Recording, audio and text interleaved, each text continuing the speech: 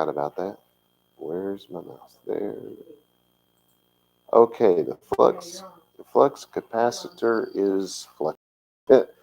Shalom, everybody. This week we're going to begin with verse 11. We're in vaYiqra chapter 18, which is Leviticus to the uninitiated. I need to leave that there. I was starting to get rid of something I thought I didn't need. So I'm going to read verses 11 through 19, or maybe 20, and then because I know we can't get past that. So if take the scripture reference again. vaYiqra chapter 18, we're beginning with verse 11.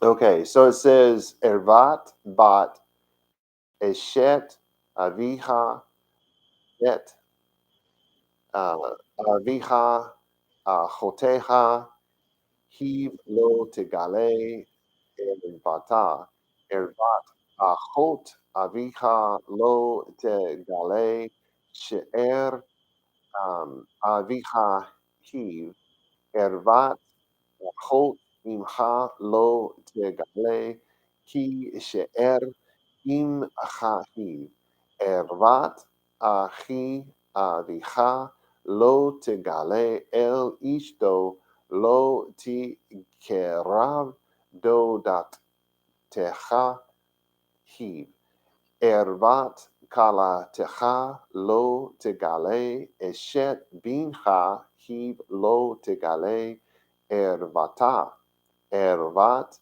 eshet achiha lo tegale ervat achiha hiv ervat isha uvita lo tegale et bat bana ve'et bat uvita lo tikach le galot ervata bita hena zima hiv Isha el achota lo tikach li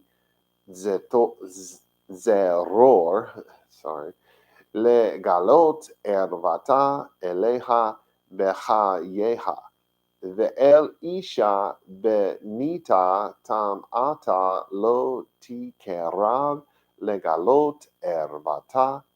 Ve'el eshet amitecha lo titain shechavtecha lezara letama ba.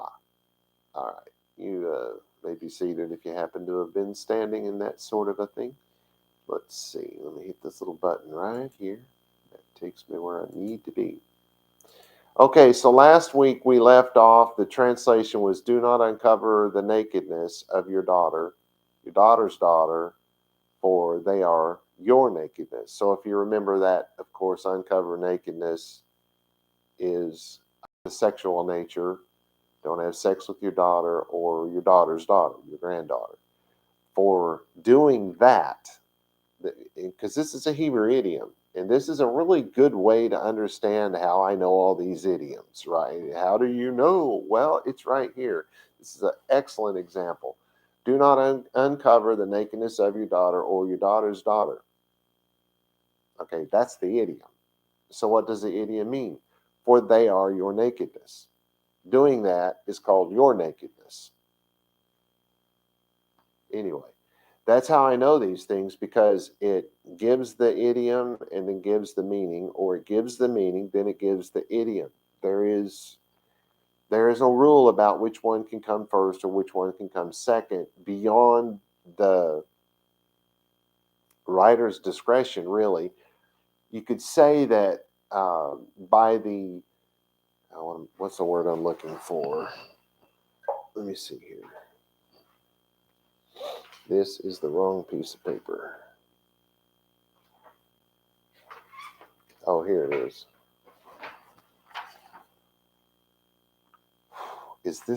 Am I going to say this right? Okay. I've taught you that chronological order did not exist among these people in this time period. It was a brand new thing in the first century CE when the New Testament letters were written. So the Jews didn't actually work that way. They didn't do anything chronological. Oh, but wait, Rob, it says so and so begat so and so begat so and so. Yeah, go take a look at that and tell me that's not. Tell me that's in chronological order, because it's not. Uh, it wasn't supposed to be. That's not how things work. They work by association. That's the word I was looking for, which wasn't on this piece of paper. Put that there for my little things that I always have trouble remembering. So it's by association. So sometimes they put one, they'll say the idiom itself because it's more closely associated with the subject, where the meaning sometimes gets put first because the subject may have gotten muddled down in the previous verse. I think maybe the reason. I mean, this is a guess on my part, because there is no actual rule, but on which one has to go first. So I think that because if the previous verse got muddled down, then they'll give you the meaning first and then the idiom. But either way, it doesn't matter. In biblical Hebrew, it honestly didn't matter if the subject went before the verb or the verb went before the subject. It didn't matter. So that's why you find it both ways. It's more of a modern thing, the importance of it, but biblically speaking, it was obviously not terribly important. So let's start with verse 11. It says, and this is, that my computer spits this out, very literal translation. I wrote the program, I put it together, so it's essentially me doing this, but I made my computer do it for me to save me a little time. It says, nakedness, daughter, wife, father you, relative, father you, sister you, she, not, nakedness, nakedness. Right? Those are very little. That's a very literal translation of the Hebrew text, which makes perfect sense to me because I understand the Hebrew. It may not make so much sense to people who don't read and comprehend Hebrew. Anyway, so ervat, our first word, that's that word that we've been using for nakedness. And it's used in a lot of different ways. It's used of people not having on clothing. If I have a bald head, I'm said to have a naked head. If I have a bald face, I'm said to have a naked face. If the land is not producing food, they call that a naked land. If the trees have all been chopped down, they'll call it a naked land. So it's used in a lot of different ways, right? And then, and of course, this is part of an idiom. So the idiomatic use here is not exactly straightforward. So it says nakedness, then it says bot, daughter. That's the word for daughter, or used of young women. They'll call their sister their bot. I mean, that's a pretty generic word for young woman, but it's more often than not, it's used for sister. Uh,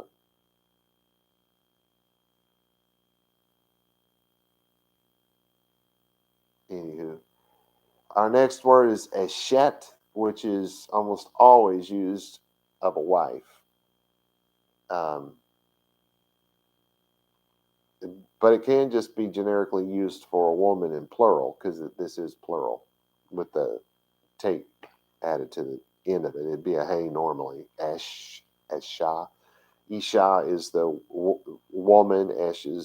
Uh, Ish is the man, rather. I'm saying the wrong word. Ish, not Esh. Esh is fire.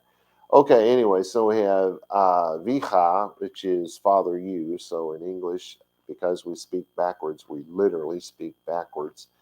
This, we would say your father. But anyway, we all know what a father is. Then it says moledet. That's the word for relative. Moledet. These are my moledet. These are my relatives. So that's said, of course. I would I can say that about my wife. She's my relative. I could say that about my kids. They're my relatives. But it's generally among us, we use it for brother-in-laws and sister-in-laws and father-in-laws and stuff like, in-laws and outlaws. Those are our moledet. And then it says aviha, of your father. So these are the relatives of your father, is of course what's was just said. Then it says aho taha, and that's um, sister you. So it's your sister because we say it backwards. This is heave, which again, heave is used for the word she, is the feminine, but it's also used, it's the feminine of the word it. So you got to pay attention when you're translating, when you come across heave or he. Those two words are also used for the word it. Yes, we have a way to say it in Hebrew. Then it says lo, that's the negative article, so you're not going to do what? Tegale, nakedness. Something about being naked here. Then it's ervata, which means exactly the same thing. That also means nakedness. So this is of uncovering. And again, these are being used idiomatic, so they're not so straightforward. But the translation just comes out: do not uncover nakedness. Do not have sex with the daughter of your father, a relative of your father, or your sister. So that can mean either don't have it with your sister or a relative of your sister. Could be actually translated either way, and they would both be right. All right, so let's move on to verse 12. Literally, it says nakedness, sister, father, you, not nakedness, kin, father, you, she, or it. So we have ervat, that's the uncovering, achot, that's sister. It's actually in plural, so it's sisters. Avicha, so that's father you, of your father. So who's the sisters of your father? That's your aunt. To us anyway, in America. Lo, not, don't do it. Tegale, what? That's the word that we're using for nakedness, right? And then it says she'er, which is,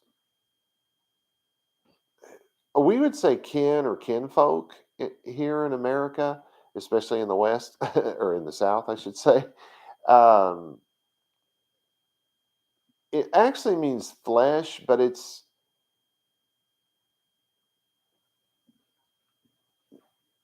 your, I don't know. There's a connection to the idea of bloods and flesh, so it's kinfolk, kindred. I don't know what else to say, but kin. I don't know what family. It could be used for that as well, I guess. Avicha, father you. So the relatives. That'd be a good word for that as well.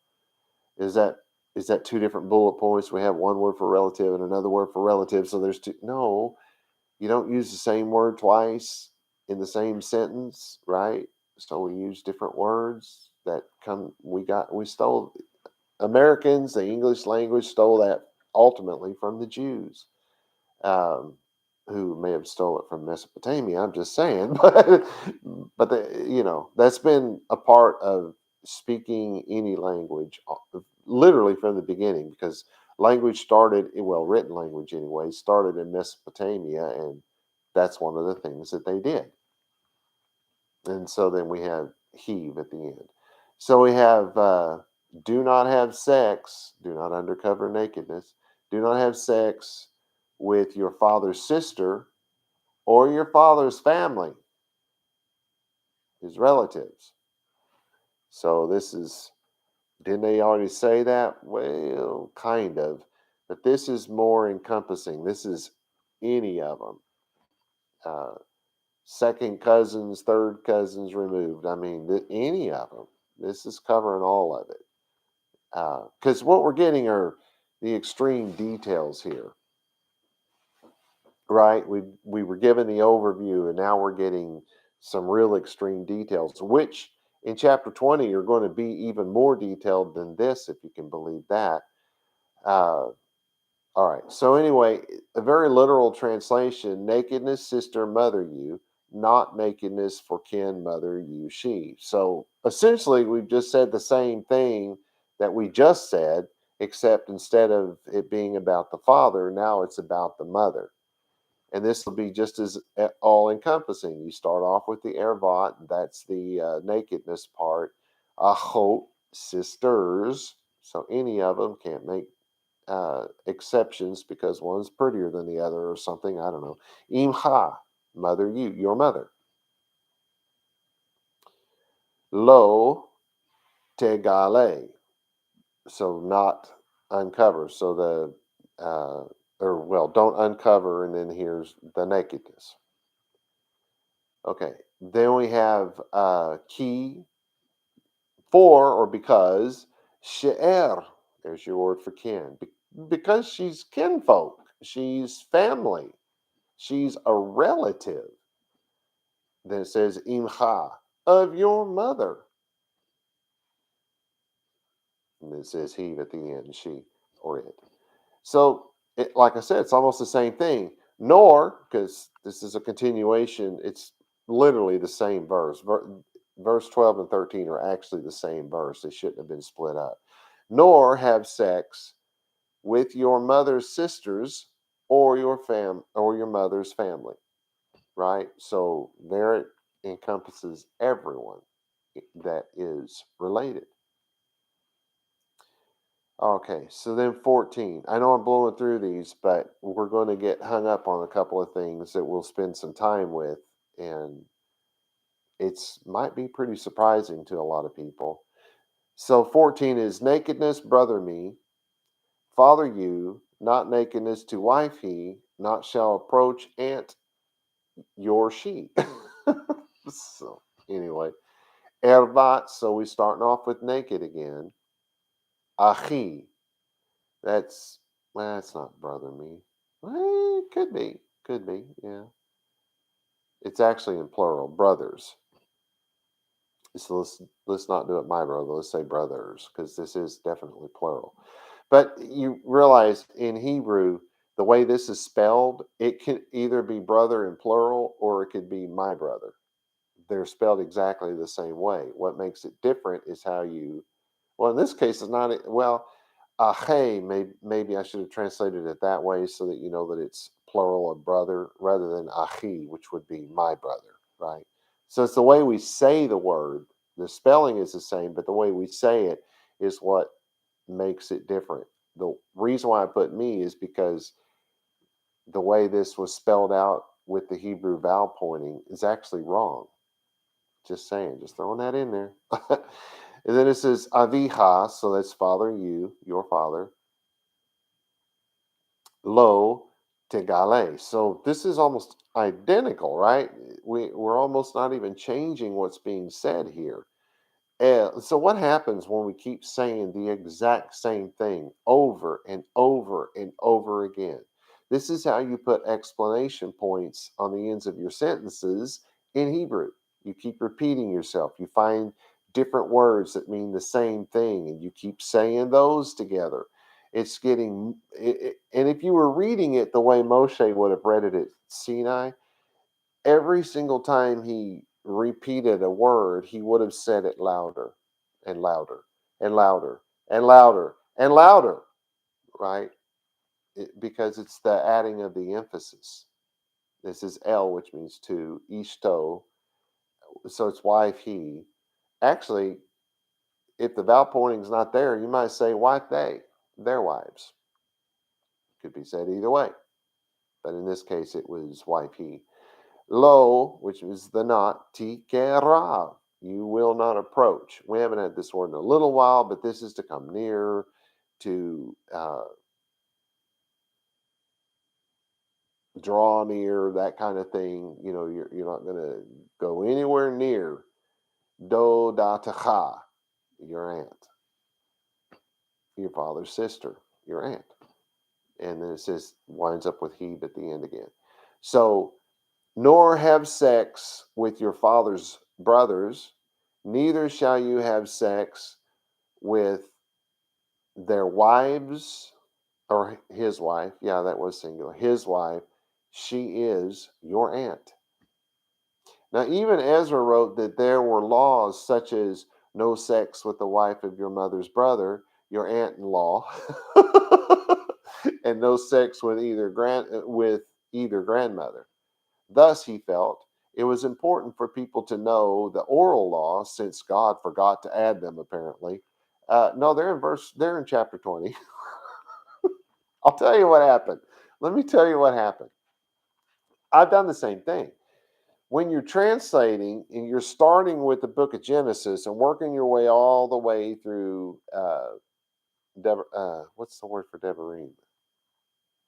Um, Deuteronomy. Sorry, I couldn't think of the English word. When you're working your way from the start to the finish, and you're not looking ahead, which I generally don't do. Now, I did in this chapter in one place in particular, it was important, but normally I don't. So you'll make these statements like he did. It's like, oh my gosh, God forgot to say a few things here. And then later on you get to chapter 20, you'll be like, oops, I've already put that in writing. And in their time, they didn't have erasers, they're using in the time of the sage of even Ezra, he's using a quail. Quail, is that what it's called? A quail, yeah, and an inkwell, and he's writing this stuff. There's no way to erase that, right? So it gets stuck there. Well, why? What's he doing here? Have you ever wondered why there's so many sages and why there's so many commentaries on the Hebrew Bible? Well, let's move way back in time on the laws that we learned. One of the first things that happened was that we were told if we're going to be, and this is controversial for me to say, but if we're going to be a leader of the people, we have to write down a our version, a copy of the Torah for ourselves. And you're supposed to have someone overseeing what you're doing so that they can help you get it right. So that what you're doing is correct, because you don't want to be teaching false doctrine, right?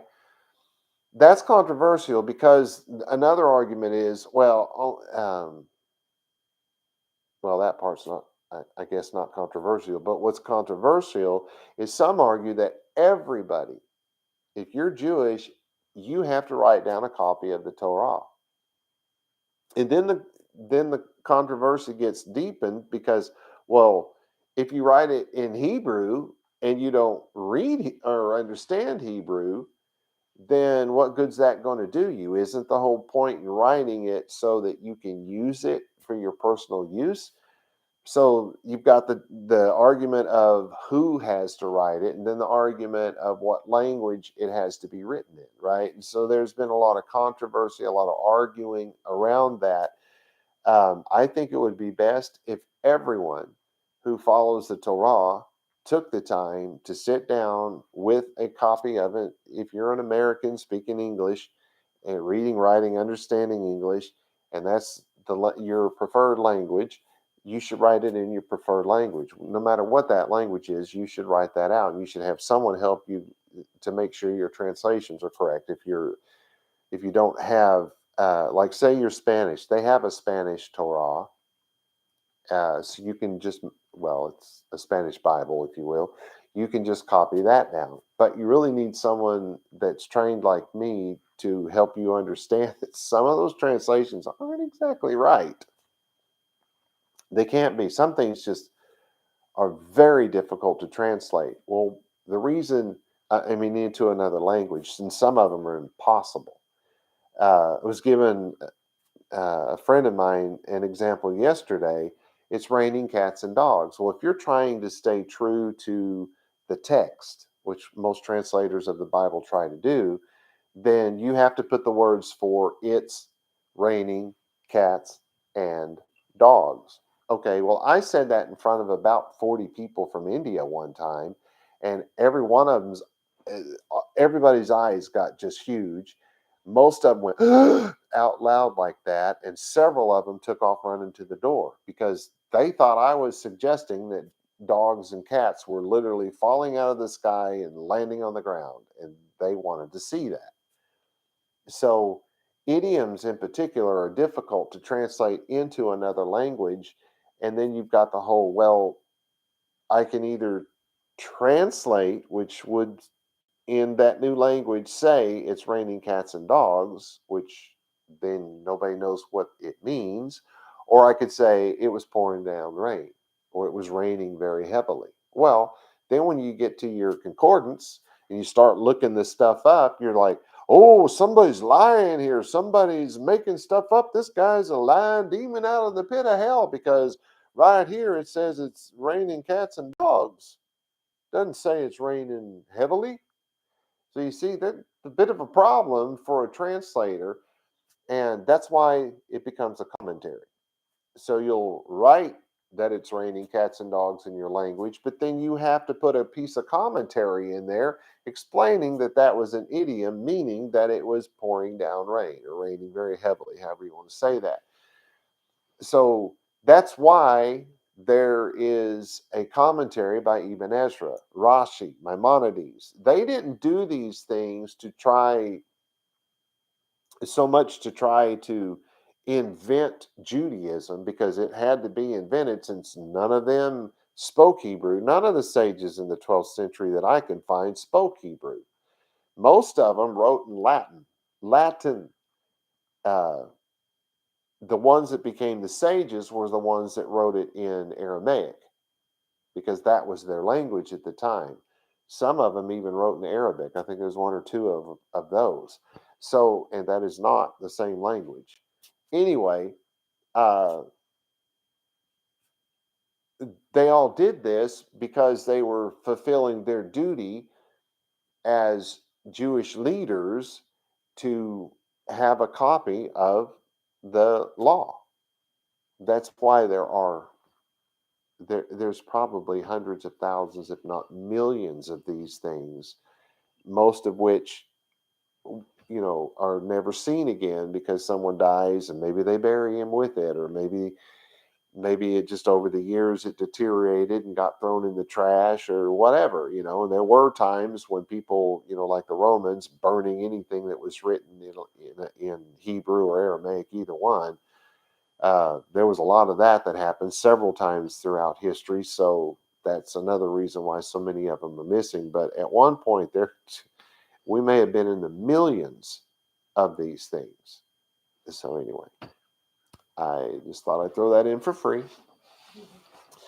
So now we have verse 15, which is nakedness, daughter-in-law, not nakedness, wife, child, you, she not nakedness. So you know that's going to be two different words as it was previously. So you have ervat, which is your nakedness word. Then you have kala techa. Does that sound familiar? Anyway, bride. You know that song that we all heard at the beginning of the service this morning? This is that word, but it's used here as daughter-in-law. It has changed up a little bit. Kala techa. Anyway, so it's bride-in-law. You, your bride-in-law, your daughter-in-law. It is the word for bride, though. So we have lo tigale. Don't uncover the nakedness. So it's written exactly the same way. And it says eshet, which is wife, woman. It can be used either way. Bincha, or the wife of one of your children. So that'd be a daughter-in-law. Wait a minute. You know what it just said? You had the what I call that, bride-in-law. Yeah, bride-in-law, your daughter-in-law, or daughter-in-law. What should that tell you after what we just said about idioms? You got the idiom, you got the explanation. It's right here, another good example of it. There's a lot of good examples of it in this particular chapter. Okay, then let's see, being child, you, heave, she is your daughter-in-law. Lo tigale, don't uncover the nakedness. Erbata, which is your nakedness. So neither have sex, because remember, uncovering the nakedness is have sex, of your daughter-in-law. She is your son's wife. She is your daughter-in-law. I put son's wife to make it make better sense. Do not have sex. So you have the idiom and the explanation in the same place. It's just been changed up a little bit, but it's the same person either way. Your son's wife is your daughter-in-law, and your son's bride is your daughter-in-law, right? So nakedness, wife, brother, you, not nakedness, nakedness, brother, you, she. So it's ervat, the nakedness, eshat, wife, ahicha, your brother, wife of your brother. That's a sister-in-law. Lo tegale, so that's not uncover the nakedness. Ervat, nakedness, ahicha, brother, you. Isn't that he? So isn't that what we just said? Nor have sex with your brother's wife. Do not have sex with your brother's wife. So this really isn't, I mean, it's idiomatic, yes, but it's really not so much about the idiom as it is about this is really bad.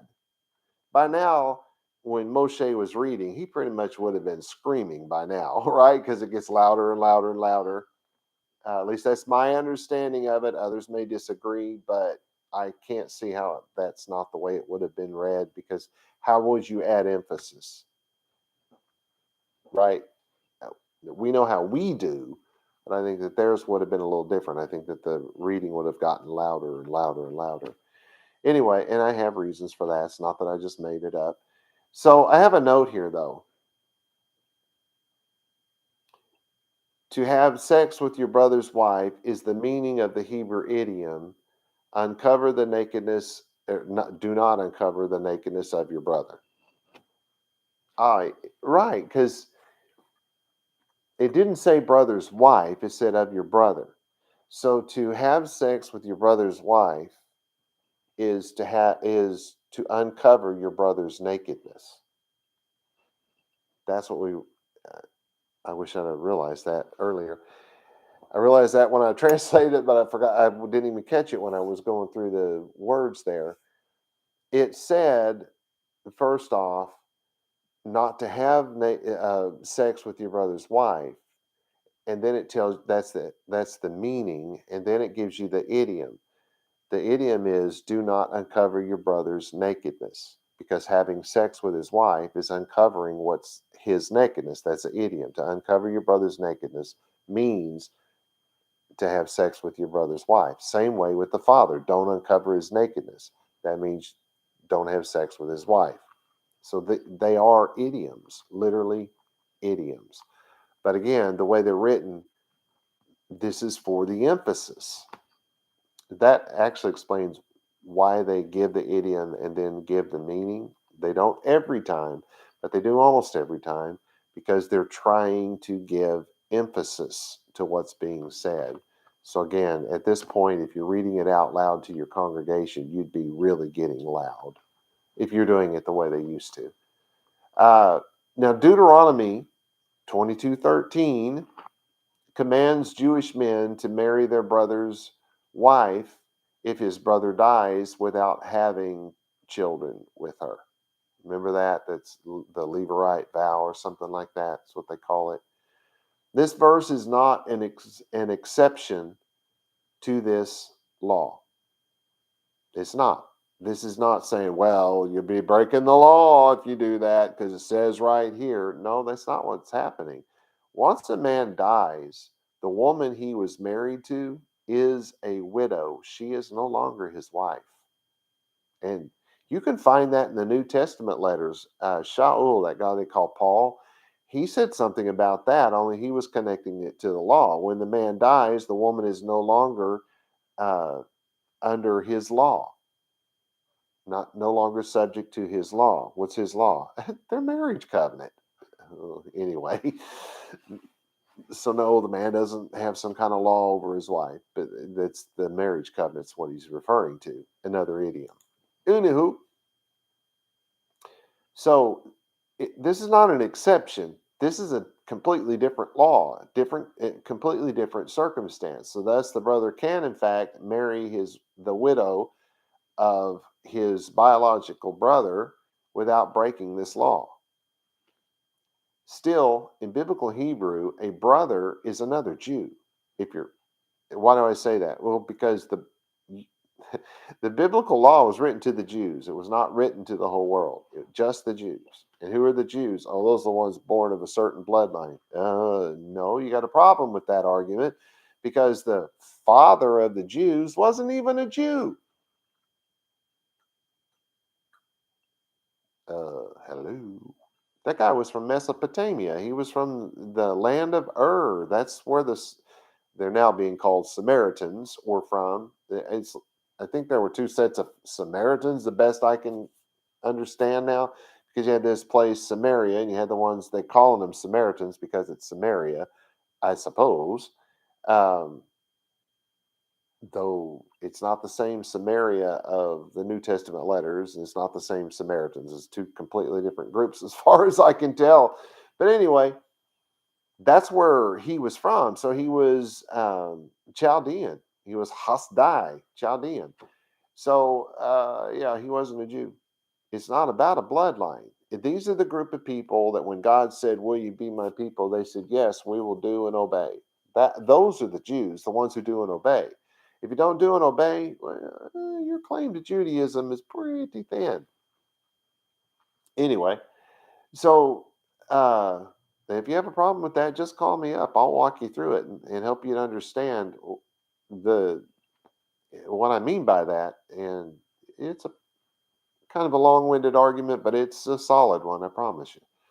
Okay, so where were we? Still, oh, what I'm trying to say here is, so the brother, because this is written to the Jews, is a Jew.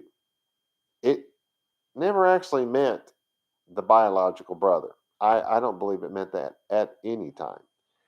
But because it used the word brother, by the time the Jews get to the point where they're looking at everything literally instead of idiomatically, like the way the book was written, it was written in idiomatic. It was not written literal. But when you read an idiomatic phrase, when you read an idiom as literal, now you've got a problem with your brother, right? But a brother is a Jew. So as long as she marries a Jew, she's fine.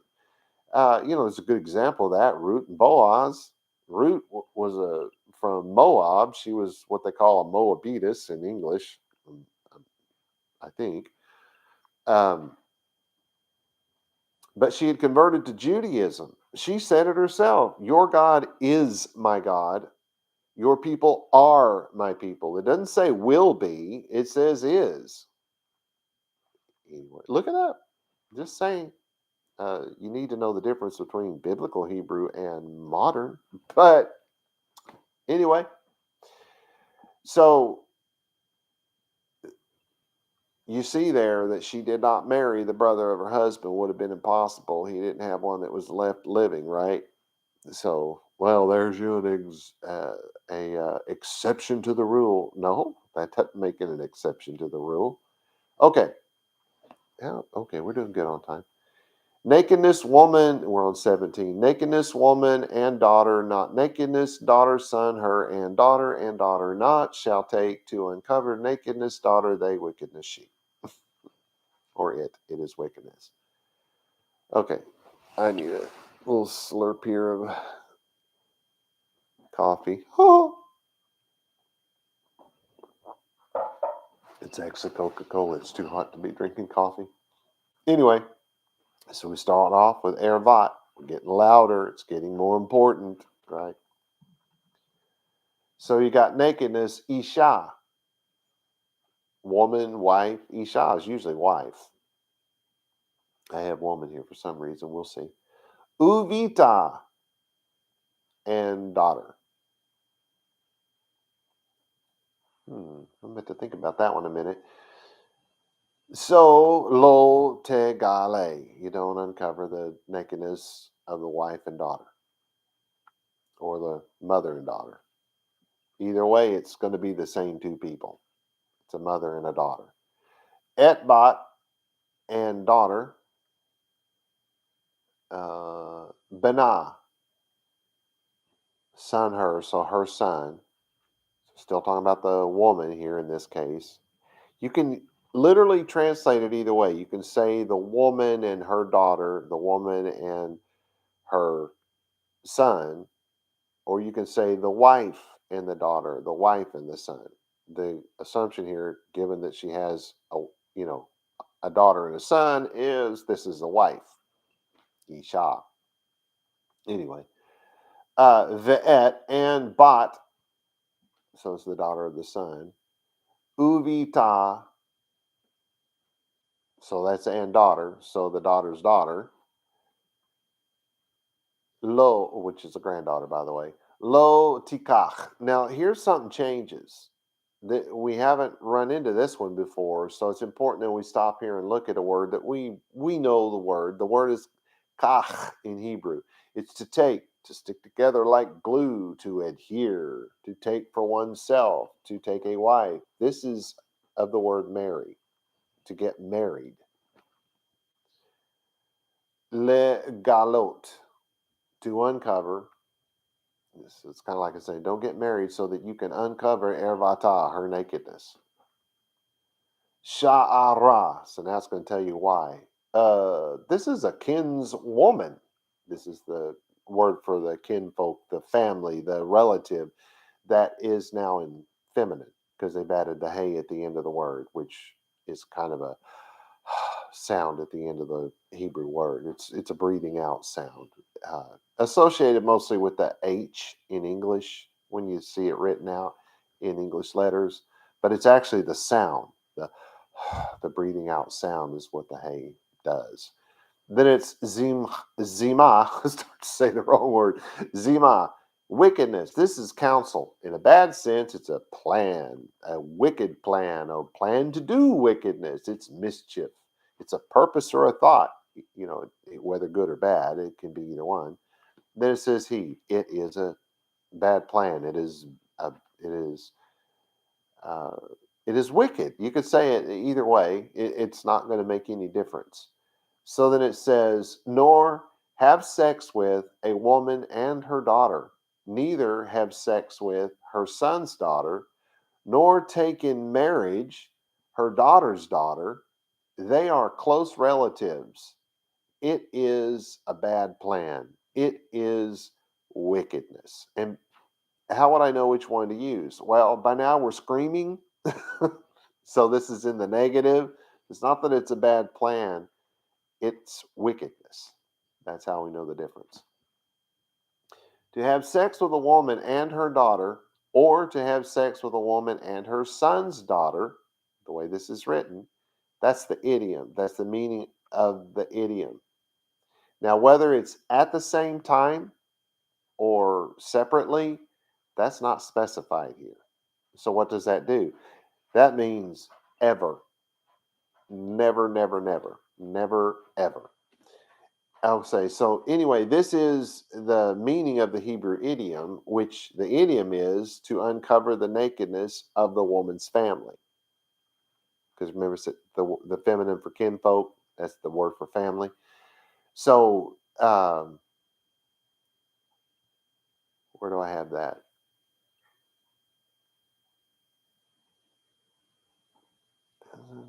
Woman and her daughter. It's son's daughter. Oh, they are close relatives. They are close relatives. They are family. So do not uncover the nakedness of a woman's family is the idiom.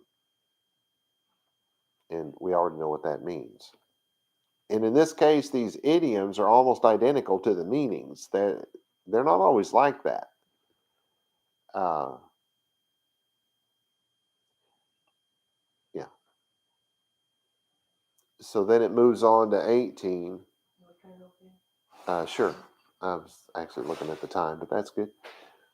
Literally speaking, it would be, and woman to sister her not shall take to distress to uncovered nakedness upon her in life her.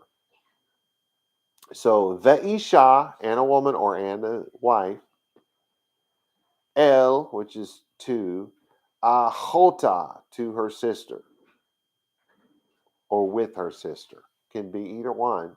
Generally, you'd use the word to, though.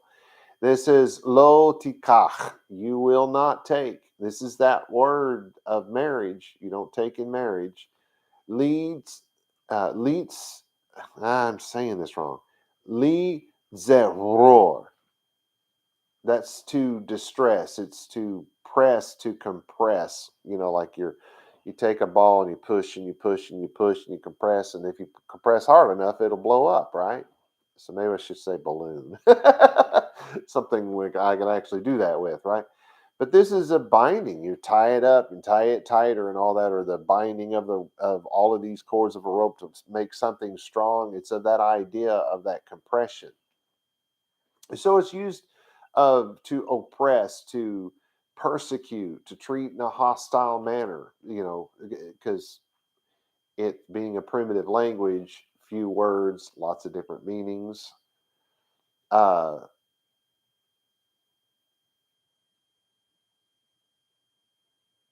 it's used of people in mourning, people who are in anguish.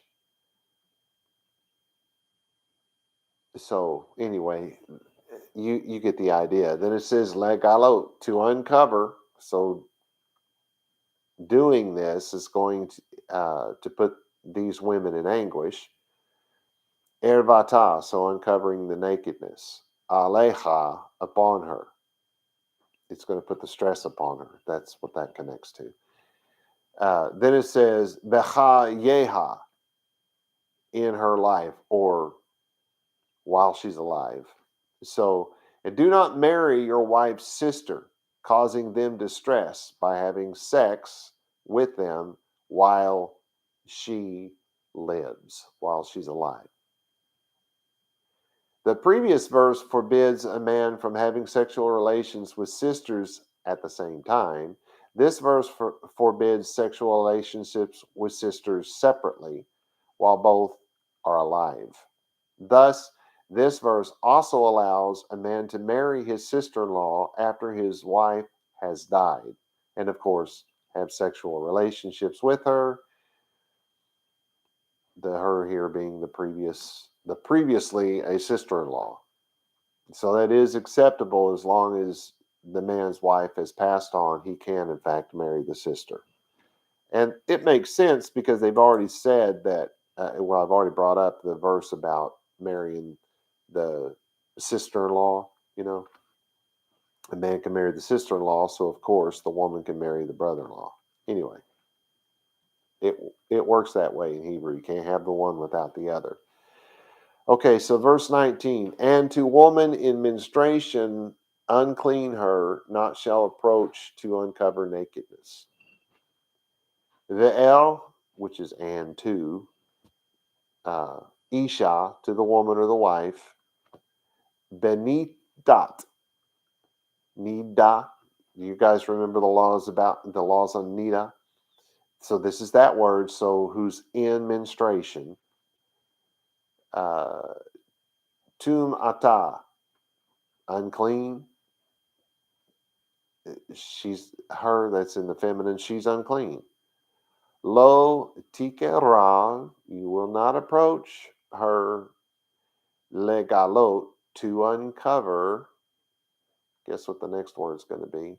Ervata, her nakedness. So, and this is a continuation, or a menstruation, or a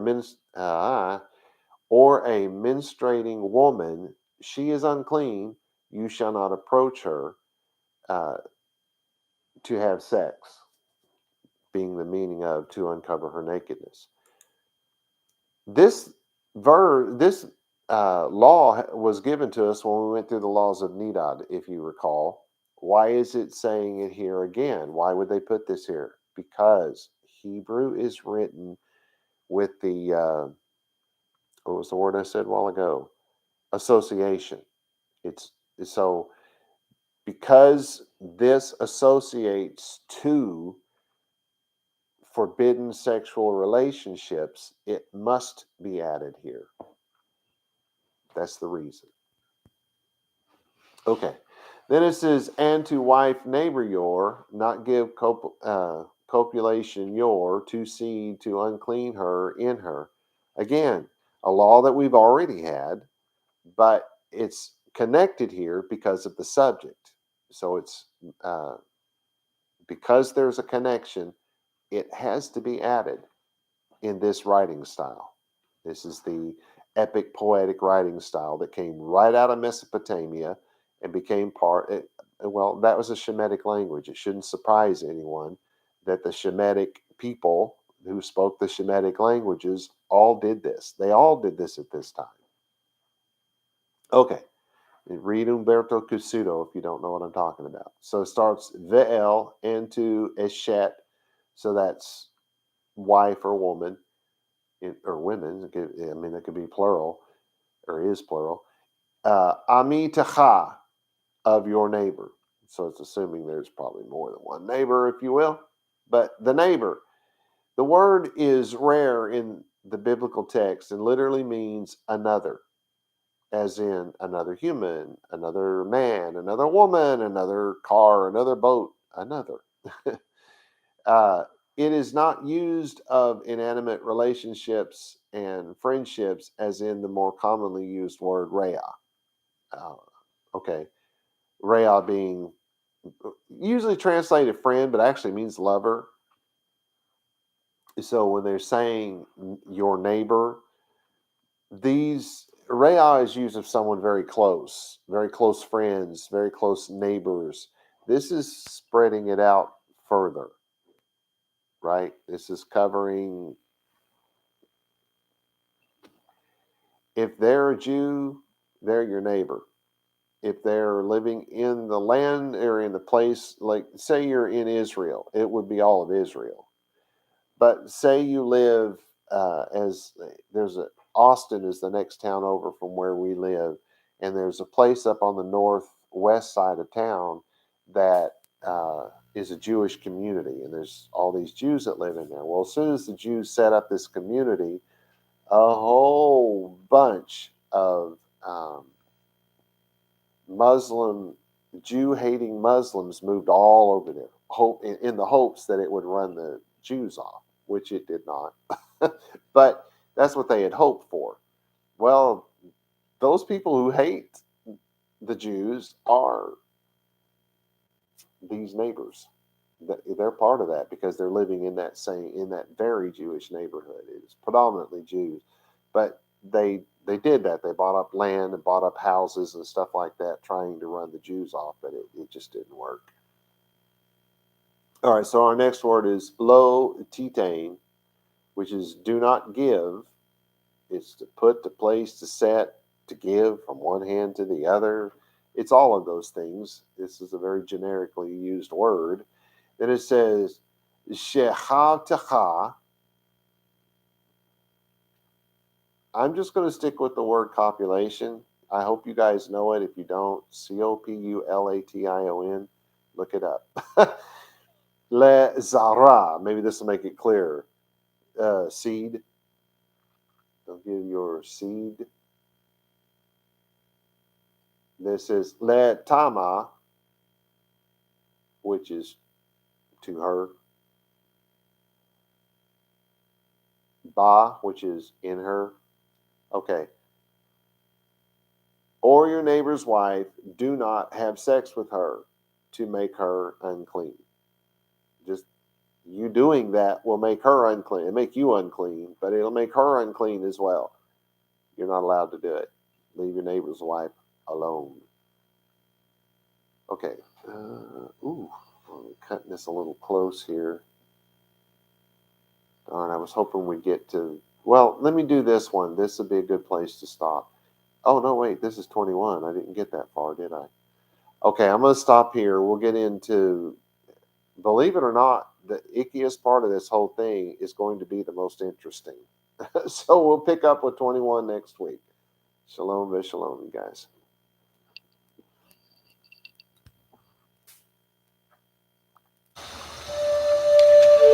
The blessing, Be'ivrit. Yavarecha Yahweh v'yish merecha. Ya'er Yahweh panai v'lecha v'hunecha. Yisa Yahweh panai v'lecha v'yasim lecha shalom. And in English, may Yahweh cause you to lie down so that you may rest. May he touch and caress you. May he prepare you for what is ahead. May he watch over you. May he keep you from harm. May he cause goodness to grow in you and take away the bad. May he arrange your life and cause you to flourish. May he cheer you up and gladden your heart. May he cause his light to shine through you. May he show you tenderness, favor, and love in his presence. May he show you kindness and be delicate towards you. May he show you his generosity, mercy, compassion, and desire for you as it comes forth from the depths of his soul. May he lift you out of your pit and deliver you from the things that hold you prisoner. May he draw you to his chest and cast his eyes on yours. May he show you his love and desire for you as he cradles you in his arms. May he bear your punishment and pardon you of your sin. May he take you for his bride. May he establish a foundation in you. May he place his name on your heart and mind and make your body his temple.